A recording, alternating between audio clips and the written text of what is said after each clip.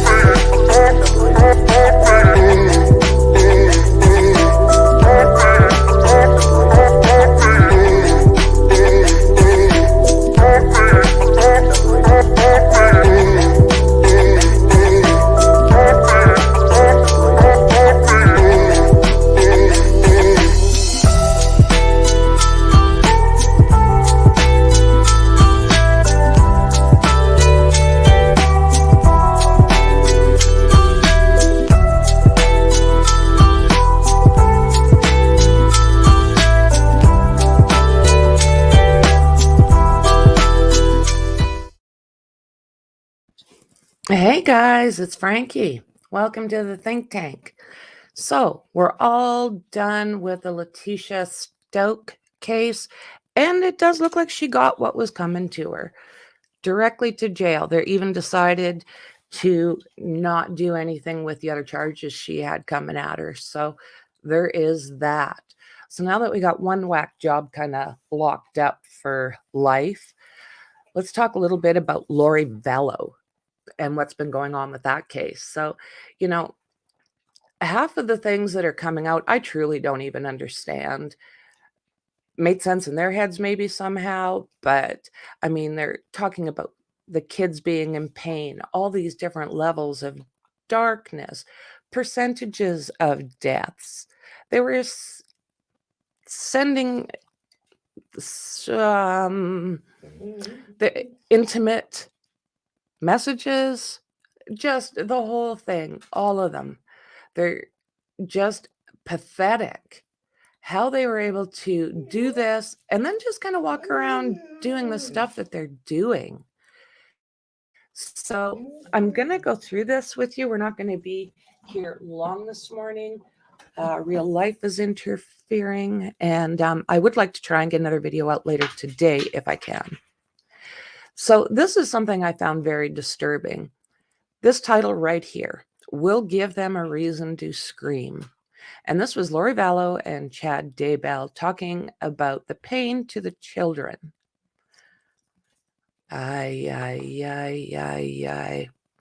So they also show the scale to tell whether the kids or whoever are dark or light. And as we know, they are accused of unaliving J.J. Tiley and allegedly Tammy. And they're saying now that it was not, she didn't pass away in her sleep, that it was a homicide. So Lori and Chad Daybell discussing pain to the children's and giving them all a reason to scream. The cult mom's trial heard yesterday, Monday, back at it. FBI agent Doug Hart seized iCloud accounts belonging to Lori Vallow, which showed she texted Daybell about her niece's children being possessed in July of 2019.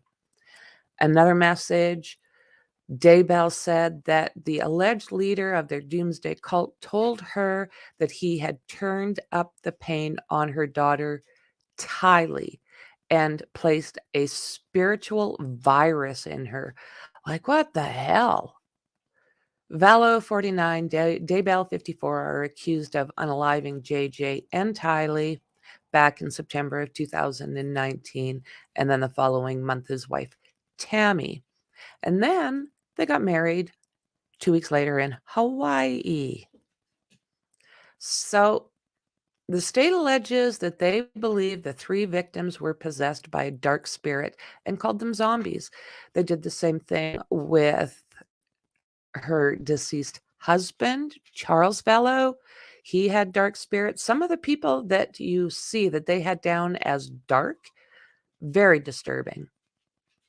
Lori Vallow above, and Chad Daybell. This is the last known picture of Tylee. And this is Uncle Alex Cox standing directly behind them. And that is JJ she is holding in her arms. July 2019, Lori Vallow took a trip with her niece Melanie Boudreau and her two children, who Daybell referred to in threes in the text. Her son JJ was also on the trip, but it is not known if Tylee was there. The threes refer to the couple's twisted rating system for dark people they believed were possessed. Do you guys actually think that they believed in this? Do you think they both did, or was one messing with the weaker of the two? Lori Vallow told Daybell to hold off, but added they were starting to, if they started acting up again, we can zap them. Chad agreed and said if they're going to act up, we'll at least give them a reason to scream. What the actual hell? Hart told the Ada County Courthouse in Boise that the references to hurting children and giving them reason to scream are relevant. He confirmed that he never saw any messages that depicted Vallow protesting the harm of anyone. Vallow is facing, so this is a separate trial over the death of her estranged husband, Charles, who was shot by her brother, Alex Cox, back in July of 2019. On July 29th, Daybell texted Vallow while she was on the trip with Boudreau. One question: do you want me to cause pain yet to those threes you're riding with? Oh my God. Vallow responded, probably hold off until we arrive. This will be a mistake to deal with, but I'll text you if they start acting up and we can zap them. What the hell? Daybell replied, sounds great. Yes, if they're going to act up, again, we'll give them a reason to scream. And then, I cherish, I love, treasure, and adore you. Whoa. Hart said JJ was present in the car, but said he was not sure if Tylee was there. Sweet, sweet little boy.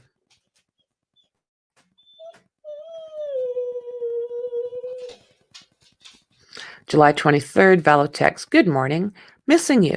Didn't sleep much, need you to check JJ. Weird stuff happened in the middle of the night. It's likely they distracted us with Blake. She added, when you get home, check Tylee. She is being super sweet and helpful, cleaned her room. See if she got switched. Totally not her. Oh my God. And then Chad, yes, she was switched. Let me know when you can talk and I'll explain it. So when they're doing something they don't like, they're demons. And when they're doing something they like, they've been switched. Alrighty then. On July 26th, Vallow sent a text asking Daybell to check on JJ. Daybell responded to her, it's still JJ. I'm told she is lying about him being calm and watching movies. Vallow responded, Mel knew. She called me. She felt the real Brighton last night and knew she was different. She was told I didn't want to tell her. She is taking it well and knows it's part of the big plan. She is amazing. Although I'm still pretty upset about it. I love you. Missing your kisses. Monsters. All of them. Monsters. Look at all the lives they affected.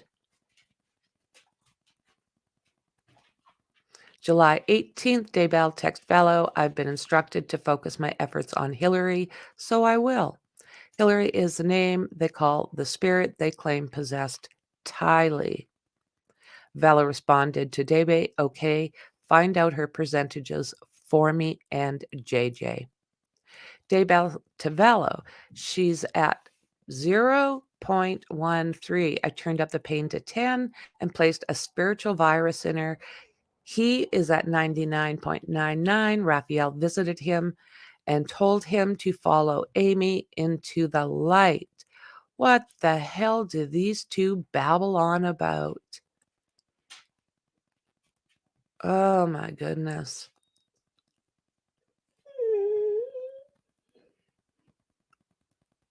Unreal. Last week it was revealed that Vallow 49 and Daybell 54 also engaged to toe curling sessions about showering together and naked activities during their affair, which started shortly after they met at a doomsday conference. The state says Vallow wanted money, power, sex, and that she also used those things to get what she wanted. Yeah, you think. Okay, so how are you guys doing over here? Mental illness at its finest. Yeah. I would like to know, because she's refusing any kind of plea. So I'll be really curious to know what they come up with as far as she goes. Yeah, they're finding clothes and red stuff on them under the floorboards at Jesse McFadden's home. They sure are, Dandy. It is heartbreaking. Those parents had to call the cops back twice. Okay, so death percentages. Let's take a look here. The texts were between Lori Vallow and Chad Daybell in July of 2019 when the two were having an affair. They were shown by former FBI Special Agent Doug Hart in his second day of testimony on the stand. Vallow's on trial for killing her two youngest children. She also faces charges in the death of Chad Daybell's first wife, Tammy Daybell. Hart showed text messages between Lori and Chad that discussed death percentages for her two children, Tylee and JJ. Chad had developed the scale, Hart said, rating how close a person was to dying. According to the scale, in July of 2019, both Tylee and JJ were near death. The two disappeared a few months later in September, and their remains were discovered the following June in shallow graves on Chad's Idaho property. Joining us now with more on all of this is News Nation senior national correspondent Brian Enton and Law and Crime Network correspondent Gigi McKelvey. Both have been covering the trial from the start. You've been in the courtroom all day long today and on many, many days.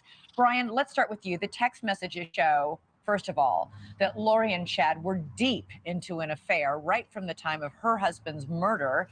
It's heartbreaking how they've left that, Shauna. And they show that Lori was impatient for obstacles to be removed so they could be together. Yeah, they do, Elizabeth. Right when we think this can't get any crazier, it seems to. These text messages from the very beginning of them seem to show that there was this plan for Lori and Chad to be together. The text messages are cryptic, though. It's almost like they're texting in code. They have different names for each other. Lori goes by Elena.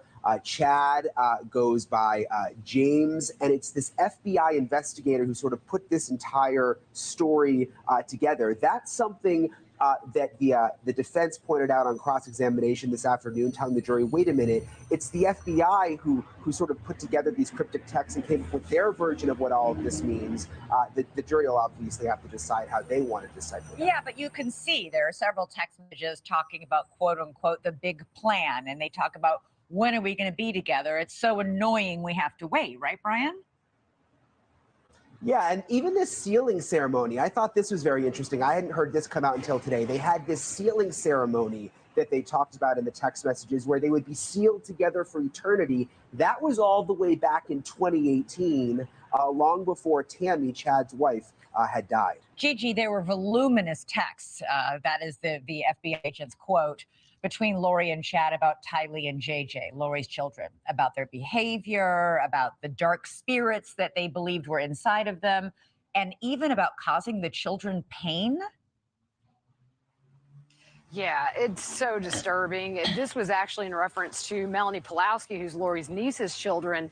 At the time, they were determined, 3 of her kids were determined to be dark. At that time, I don't believe JJ was, but Chad texted Lori because they were all in the car driving to California to go to the beach. And he asked if he needed to inflict pain to cause some screaming on these kids. It's just beyond comprehension. And again, we see this impatience, Gigi. Are we supposed to wait forever? And are we surrounded? We're surrounded by relatives that are obstacles. I'm so sick of it. Those are actual verbatim text messages. Also, we're going to have a fabulous life together. Yeah, and you know, I think what the prosecution did today was very smart. They used Lori's own words against her, which shows that Lori was initiating some of these rushed plans, kind of breaking up with Chad at times, saying she can't do this anymore, you know, go be with your family, you know, come back to me when you're able. And so it showed that Lori wasn't just a puppet on a string in this. She was actively pressuring Chad in ways to hurry up and get rid of Tammy so that they could be together. I thought it was a very good move by the state. Right, and also showing all the very sexualized texting between the two of them. I mean, talking about being together and how much they're yearning for each other. It was clear they were very hot and heavy for each other. Brian, the texts also reveal how angry Lori is when she finds out that she's been cut out of her husband's life insurance. And remember, this is right after Friday's testimony that Chad tried to collect on his wife's life insurance just 2 days after she died. It's interesting the way they're bringing the money into this. And yes, she was upset, texting Chad that she was upset that her husband, Charles, had left the life insurance to his sister, Kay. She said that came as a surprise. Chad questioned, well, is there any way to still get the money? I mean, they went back and forth about it. What was interesting, though, is she then also said, gosh, he didn't even leave anything to JJ. And that was something that the defense hit on cross this afternoon, saying, wait a minute, prosecution trying to say, look, she doesn't care about her kids, but why did she then test with concern for JJ that he wasn't going to be getting any money?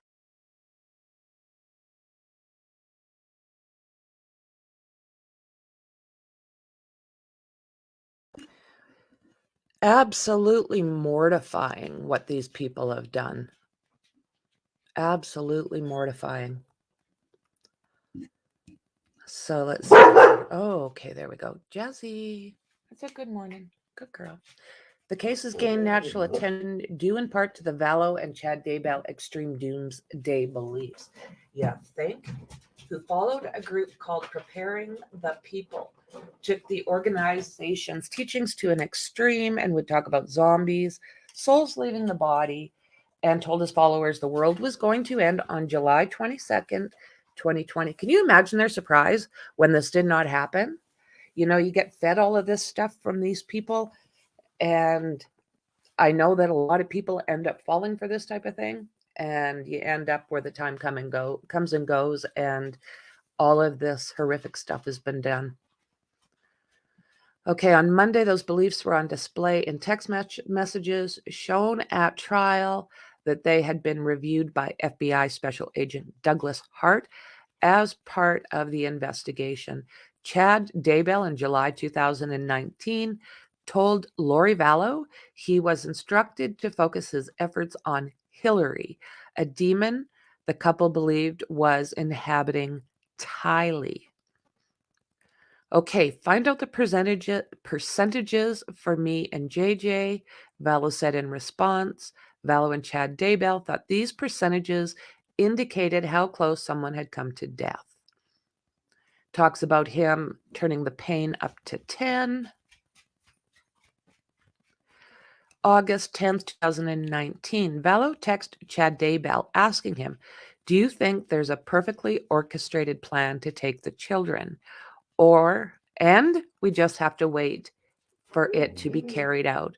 Vallow then told Chad Daybell that she felt lost and like she should be doing something to help. Jasmine's being that way. She's being a certain way. There is a plan, Chad Daybell said, assuring Vallow that she was doing everything right. You see, I always assume that it's Lori, and then I'm back to it's Chad. Do they just two demented minds got together? I don't know. So more text detailed a relationship, Chad Daybell and Vallow, while Tammy Daybell was still alive. August 2019, Chad Daybell messaged Vallow about a trip he took to Boise with his wife, called it torture. Vallow and Chad Daybell ended up getting into a fight around this time, with her saying she's not a priority to him and telling him to go have fun with Tammy Daybell and the rest of his family. Ooh, jealous much? To Chad Daybell, Vallow asked, "Are we supposed to wait forever?" During this exchange, Chad Daybell told Vallow they were surrounded by relatives who are simply obstacles. "I'm so sick of it," he wrote. "Me too. What is it that you really want?" she asked Chad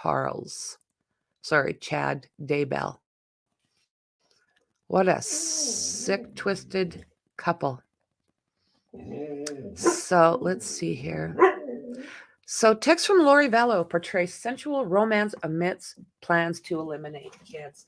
How the hell do you get into a place in your world where this is any kind of a mix? The sixth week in court, okay, let's try this again. In the sixth week of court in the Lori Vallow Daybell trial, scores of text messages between Vallow Daybell and Chad Daybell were presented by an FBI agent who investigated the case. The texts were full of sensual innuendos and explicit descriptions of a budding romance between Chad and Lori. Oh, barf.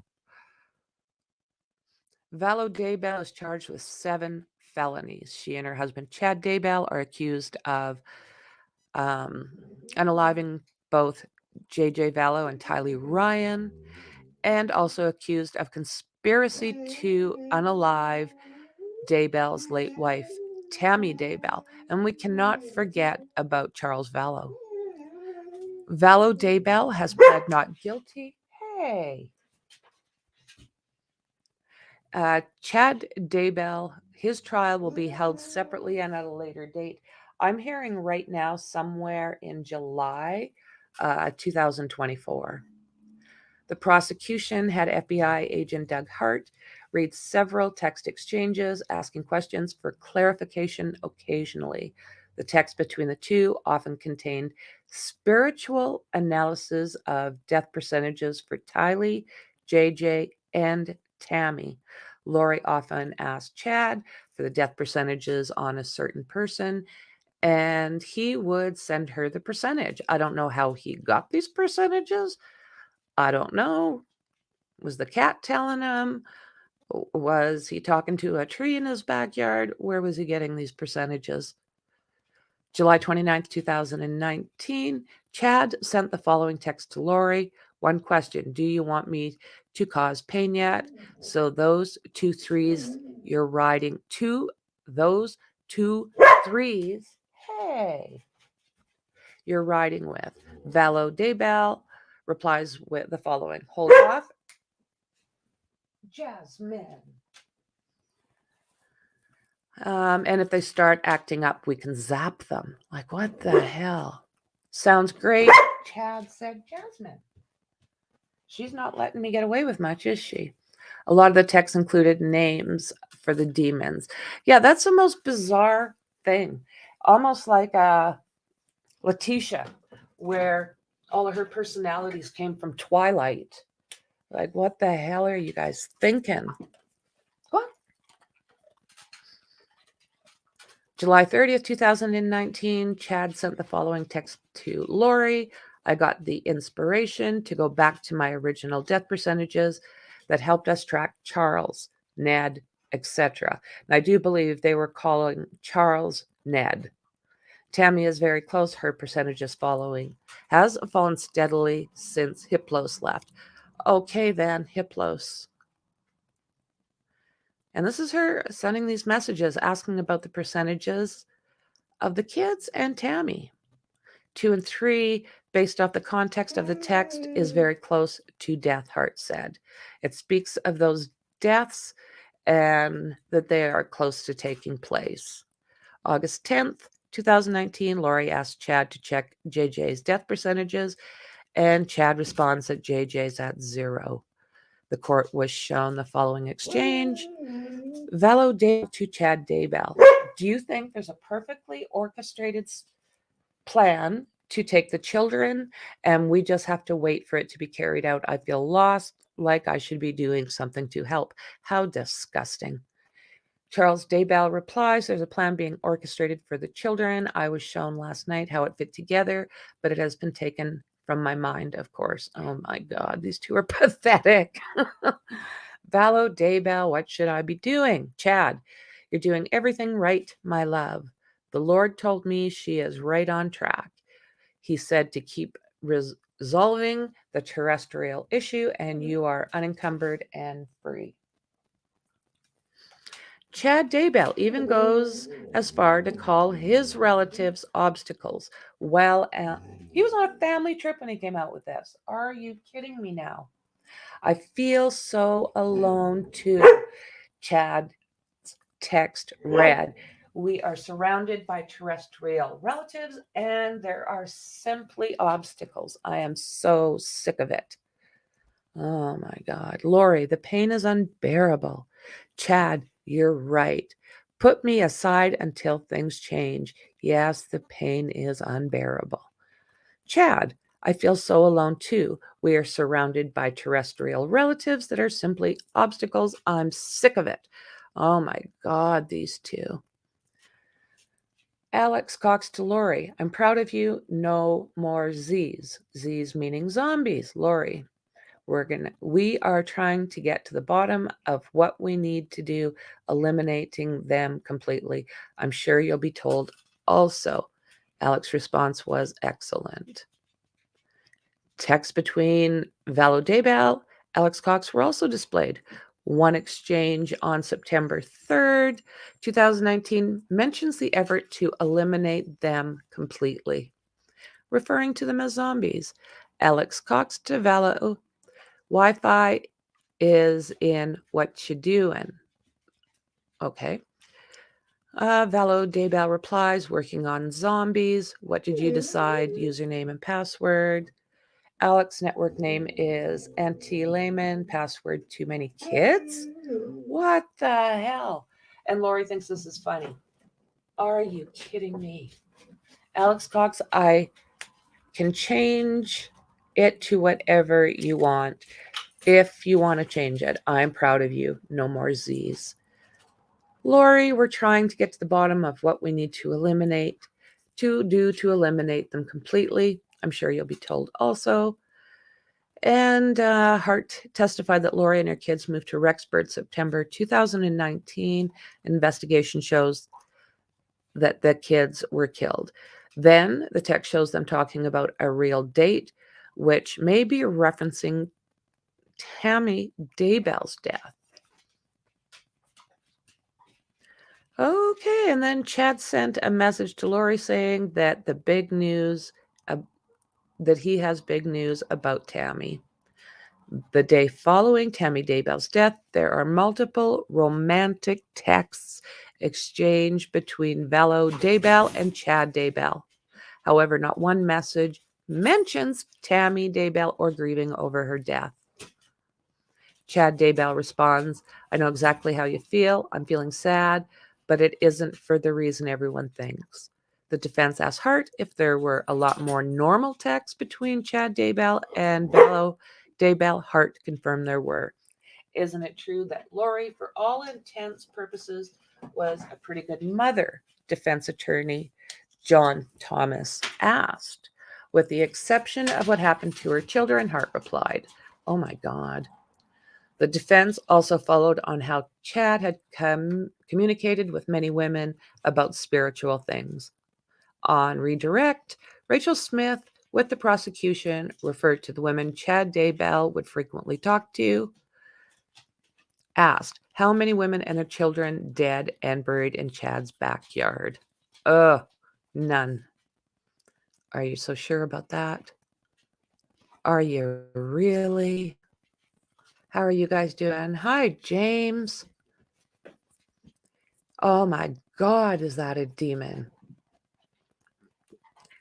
Yeah, it turned up to 11. Yeah, I don't understand that either. Yeah, Bob and Joe the demon, right? It doesn't make a lot of sense.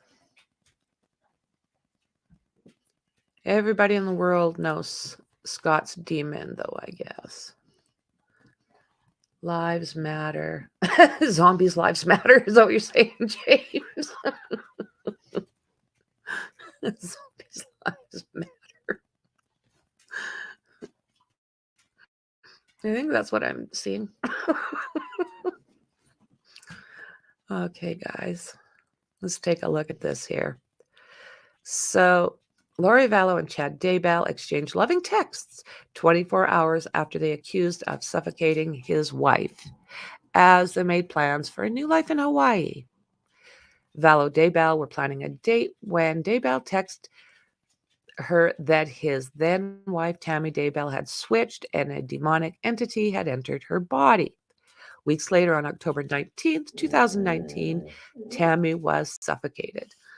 Vallow, 49, Daybell, 54, are accused of murdering her kids, JJ, 7, Tylee, 19, in September of 2019. A month later, they allegedly killed Tammy, Chad's wife of, I think it was 30 years, if you can imagine. So Lori Vallow and Chad Daybell exchanged a slew of sappy texts, making plans for their future just 24 hours after the alleged cult leader's wife was suffocated. It was revealed in court Monday afternoon. FBI agent Doug Hart again testified October 2019.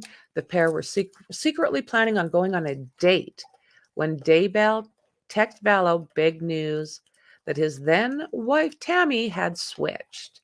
These sick shits. Weeks later, October 19th, is when Tammy suddenly passed away in her sleep. Her cause of death at first was considered to be natural and was later determined to be asphyxiation and not a heart attack. Roughly 24 hours after her death, Vallow and Daybell text about missing each other. He told her, "It's a baby night, so come get me later." Ew. Hart, who has been on the stand in Vallow's trial, testified about what was uncovered in her seized iCloud account and that their relationship is the driving force behind the crimes that are alleged in this case. Alleged. None of these people had any idea what monsters they were around. You always think the monsters are outside your home.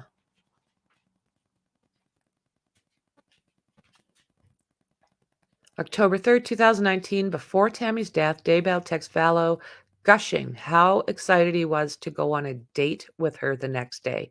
Text reveals she had told her brother Alex Cox about going on this date. We're supposed to go on a real date. Oh my God. But we are discussing it, she wrote. So excited to go on a real date. But Daybell then texts Vallow with big news about his wife. "Hello, sweet angel. Big news about Tammy. Please let me know if you're awake." God. He went on to write, "Tammy has been switched. Tammy is in limbo and a level 3 demonic entity named Viola." Not fully sure of the timing for removal, but once her actions verify the differences, I don't want to wait. In the 24 hours after Tammy died, Daybell and Vallow were texting each other, telling each other how much they missed each other and talked about spending their lives together. "I'm feeling sad, but it's not for the reasons everybody thinks." Oh, shut up, Chad. "I'm feeling sad." All righty. Daybell sent Vallow a text about death percentages, Hart revealed on the stand. Percentage in a body: Holzer, 24, Ukala, 11, Grissom, 14. "Great job on lowering them," he texts Vallow. These two, they don't even make sense. They're the worst sci-fi movie I've ever seen in my life. Earlier texts had revealed how the pair had created a twist percentage scale on how to show how close the kids and others were to death. "I love talking to you. It is baby night. A giddy Vallow responded, I'm missing you more. I'm not reading this. Yuck. So the texts continue with the pair discussing about their future plans, moving to Hawaii, Daybell's plan to tighten the abs. Okay, I can't hear that. I can't even read it. It's gaggy. Earlier on Monday, Hart's testimony revealed that the couple talked about causing pain to the children and giving them a reason to scream. Yeah. And there is discussion about Alex Cox being the fall guy. We don't quite know. He supposedly had a heart attack as well and passed away. But there's also his widow was saying that he believed that he was the fall guy for whatever these guys were doing, and that he was either working for God or that he wasn't. He sounds like he was very confused. And of course, where they found the kids, Pet Cemetery. Can you believe that? And of course, the family tree. Highlighted are no longer with us and basically are caused from Alex Cox, Chad, and Lori. The text seized from the iCloud belonging to Vallow showed she texted Daybell about their niece's children being possessed. Let's see here. Oh, I can't even. Turned up the pain on her daughter, Tylee. What the hell?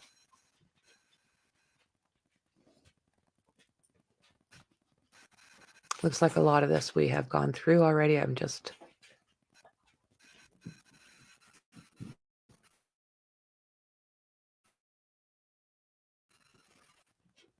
going to see what this is.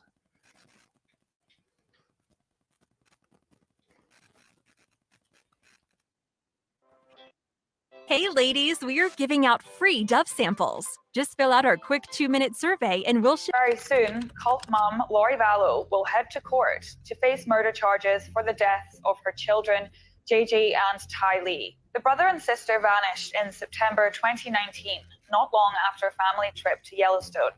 What happened next is an unbelievable story of lies, religious cults, and many mysterious deaths. As Lori prepares for her double murder trial in Idaho, let's revisit everything we know so far about this shocking and disturbing case. Lori and JJ were last seen together in this haunting photograph. It was taken in the Yellowstone National Park during a vacation with their family. You can see Lori's brother, Alex Cox, was with them. He is standing behind them. It was September 8th, 2019.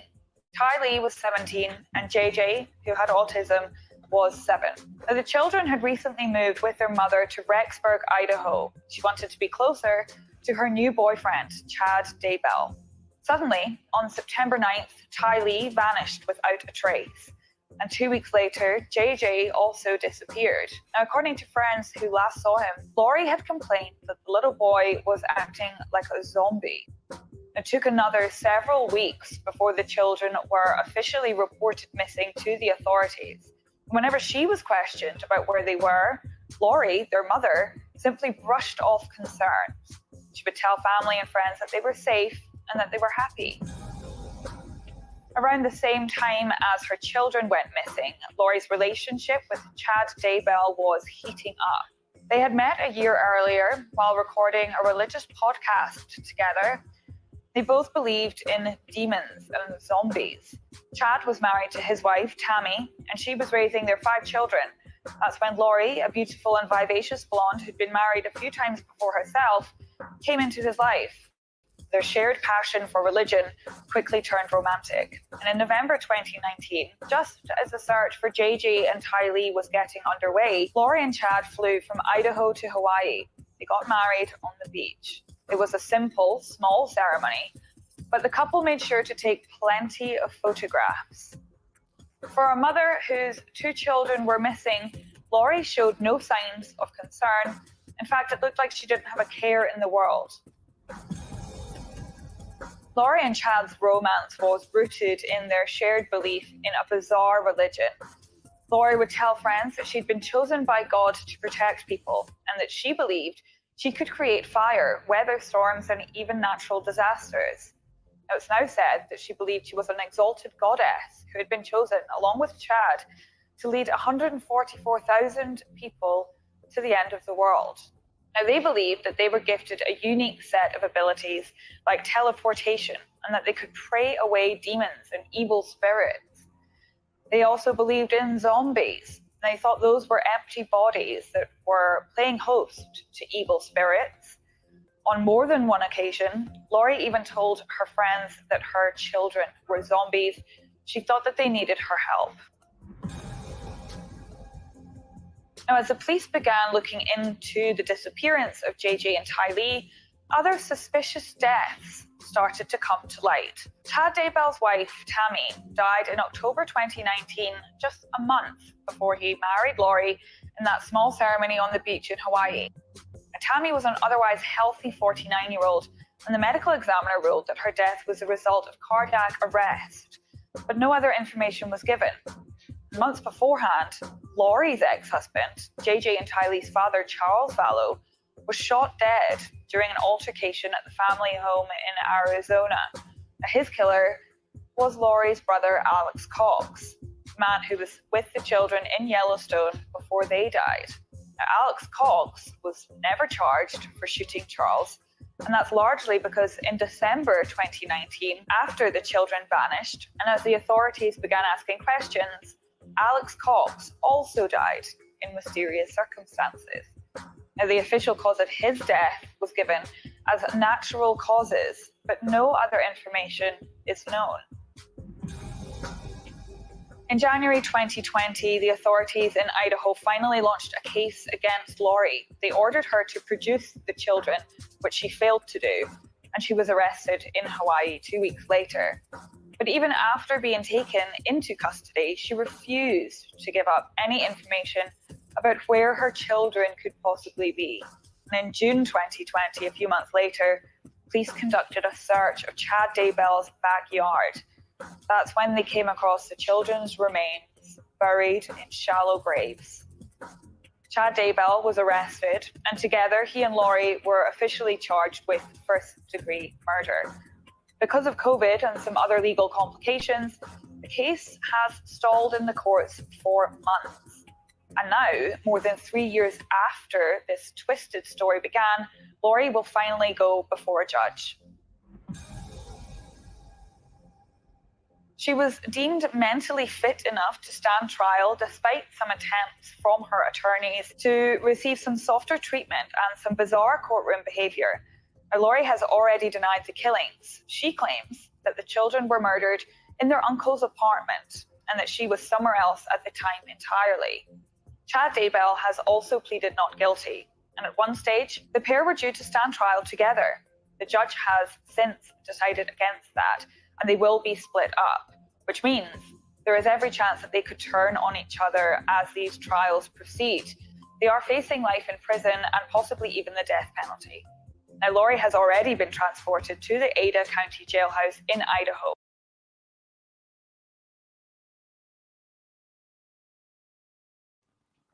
So as far as that goes, we know that the trial is underway, of course, and we know that they're looking at July of 2024 as far as Chad goes. With Lori, the death penalty is off, but with Chad, it's still on. So it's been said that Chad's lawyer is at the courthouse watching this almost every day. So I'm going to be interested to see which one turns on which one, because I have a feeling the fact that, you know, they seem to be turning into zombies themselves, they're going to need a little bit of help. So that's what I have, guys. I wanted to do a fast update. Thank God Letitia's where she needs to be, never come out again.